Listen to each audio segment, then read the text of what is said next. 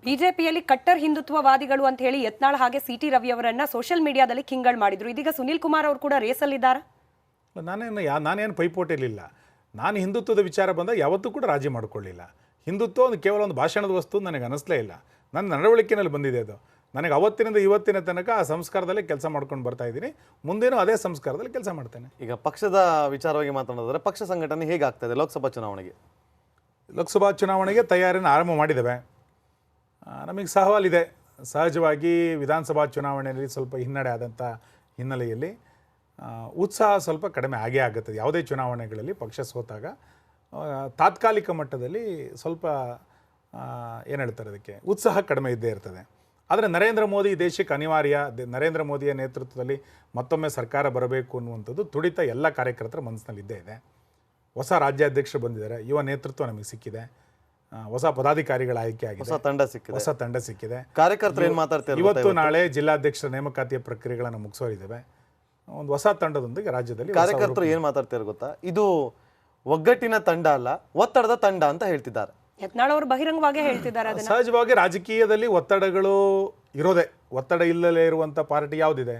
ಕಾಲಕಾಲಕ್ಕೆ ಬೇರೆ ಬೇರೆ ಇಶ್ಯೂಗಳಲ್ಲಿ ಒತ್ತಡ ಇದ್ದೇ ಇರುತ್ತೆ. ಆ ಒತ್ತಡವನ್ನು ಸರಿಯಾಗಿ ನಿಭಾಯಿಸಿಕೊಂಡು ಒಂದಾಗಿ ಹೋಗುವಂಥ ಪ್ರಯತ್ನವನ್ನು ನಾವು ಮಾಡೇ ಮಾಡ್ತೇವೆ. ಬಿಜೆಪಿಯಲ್ಲಿ ಆ ರೀತಿ ಜೀರ್ಣ ಮಾಡಿಕೊಳ್ಳುವಂಥ ಶಕ್ತಿ ಮತ್ತು ಆ ವ್ಯವಸ್ಥೆ ನಮ್ಮ ಹತ್ರ ಇದೆ. ಅಶೋಕ್ ಹಾಗೆ ವಿಜಯೇಂದ್ರ ಅವರ ಆಯ್ಕೆ ಸುನಿಲ್ ಕುಮಾರ್ ಅವರಿಗೆ ವೈಯಕ್ತಿಕವಾಗಿ ಎಷ್ಟು ಪಾಸಿಟಿವ್ ಆಗಿ ಪರಿಣಮಿಸುತ್ತೆ ಅನ್ನೋ ವಿಶ್ವಾಸ ಇದೆ ಲೋಕಸಭಾ ಚುನಾವಣಾ ದೃಷ್ಟಿಯಿಂದ? ನಾನು ಯಾವುದೇ ವ್ಯಕ್ತಿಯ ಪರವಾಗಿ ಇಲ್ವೇ ಇಲ್ಲ ಯಾವತ್ತೂ ಕೂಡ. ನಾನೊಂದು ವಿಚಾರದ ಪರವಾಗಿರುವಂಥವನು. ನಾವು ವಿಚಾರದ ಅಡಿನಲ್ಲಿ ಕೆಲಸ ಮಾಡ್ತಾ ಇರುವಂಥವ್ರು. ಆ ವೈಚಾರಿಕತೆಗೆ ಈ ಹಿಂದೆ ನಾವು ನಳಿನ್ ಕುಮಾರ್ ಕಟೀಲ್ರ ನೇತೃತ್ವದಲ್ಲಿ ಕೆಲಸ ಮಾಡಿದ್ವಿ. ಈಗ ವಿಜೇಂದ್ರ ಅವ್ರ ನೇತೃತ್ವದಲ್ಲಿ ಕೆಲಸ ಮಾಡ್ತೀವಿ. ನಾಳೆ ಇನ್ನೊಬ್ಬರ ಅಧ್ಯಕ್ಷರು ಬಂದ್ರೆ ಅವ್ರ ನೇತೃತ್ವದಲ್ಲಿ ಕೆಲಸ ಆ ಮಾಡ್ತೀವಿ. ವೈಚಾರಿಕತೆಗೆ ಈ ಇಬ್ಬರ ಪಾತ್ರ ಎಷ್ಟರ ಮಟ್ಟಿಗೆ ಹೊಂದಾಣಿಕೆ ಆಗುತ್ತೆ? ಹೊಂದಾಣಿಕೆ ಮಾಡ್ಕೊಳ್ಳೇಬೇಕು. ಹೊಂದಾಣಿಕೆ ಮಾಡ್ಕೊಳ್ಳುವಂತ ಸಾಮ್ಯತೆನೇ ಇಲ್ಲ ಪಕ್ಷದಲ್ಲಿ. ಹಾಗೇನಿಲ್ಲ. ಕಾರ್ಯಕರ್ತ ತಳಮಟ್ಟದ ಕಾರ್ಯಕರ್ತರು ಮಾತಾಡ್ತಿರುವಂತ ನಾನೊಬ್ಬ ಪ್ರಧಾನ ಕಾರ್ಯದರ್ಶಿಯಾಗಿ ಹೇಳ್ತಾ ಇದ್ದೀನಿ. ಆ ರೀತಿಯಾದಂಥ ವ್ಯತ್ಯಾಸಗಳು ನಮ್ಮ ನಡುವೆ ಏನಿಲ್ವೇ ಇಲ್ಲ. ವ್ಯತ್ಯಾಸಗಳು ಅಕಸ್ಮಾತ್ ಯಾವ್ದಾದ್ರು ವಿಷಯಗಳಲ್ಲಿ ಬಂದರೂ ಕೂಡ ಅದನ್ನು ಸರಿ ಮಾಡ್ಕೊಳ್ತೇವೆ.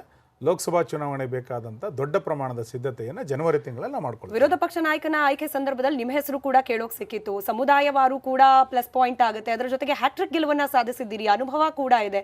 ಯಾಕೆ ಮಿಸ್ ಆಯಿತು ಅಂತ ಹೇಳಿ? ನಮ್ಮ ಪಾರ್ಟಿನಲ್ಲಿ ಯಾವ್ಯಾವ ಕಾಲಘಟ್ಟದಲ್ಲಿ ಯಾರ್ಯಾರಿಗೆ ಜವಾಬ್ದಾರಿ ಕೊಡಬೇಕು ನಿಶ್ಚಯ ಆಗುತ್ತೆ. ಸಹಜ ಹೆಸರಿದ್ದೇ ಇರ್ತದೆ. ಅದು ನಂಗೆ ಸಮಾಧಾನ ಏನು ಅಂತ ಕೇಳಿದರೆ, ಈ ಸತತವಾಗಿ ನನ್ನನ್ನು ಕಾರ್ಕಳದ ಜನ ಗೆಲ್ಲಿಸ್ತಾ ಇದ್ದಾರೆ ಎನ್ನುವಂಥ ಸಮಾಧಾನ. ಮತ್ತೊಬ್ಬ ಸಾಮಾನ್ಯ ಕಾರ್ಯಕರ್ತನನ್ನು ಬಿ ಜೆ ಪಿ 4 ಬಾರಿ 5 ಬಾರಿ ಟಿಕೆಟ್ ಕೊಡುತ್ತೆ ಅಂದರೆ ಅದಕ್ಕಿಂತ ಖುಷಿ ಇನ್ನೇನಿದೆ?